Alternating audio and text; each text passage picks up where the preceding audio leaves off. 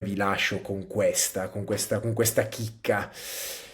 Le società, ok? Le società che danno troppo potere ai giocatori, alle loro all-star, vanno sempre a finire male. Io penso che in una società il presidente deve fare presidente, il GM, l'allenatore, i giocatori. Ognuno deve stare nel suo e fare il suo ruolo e cercare di farlo al meglio. Quando dai troppo potere a un giocatore che è vero ti ha portato il titolo, è un Hall of Famer, una leggenda già adesso, tutto quello che vuoi, lì cominciano i problemi, ma in tutte le società, Clippers con Kawhi, Lakers con LeBron, ovunque, I Nets ovunque, con KD e con Irving. KD, ovunque, quando si fa questa cosa qua succedono dei problemi. Milwaukee l'ha fatto, io l'ho vissuta in prima persona, Milwaukee l'ha fatto e le cose vanno male. Fuori dal blocco prendo la palla, tiro da tre.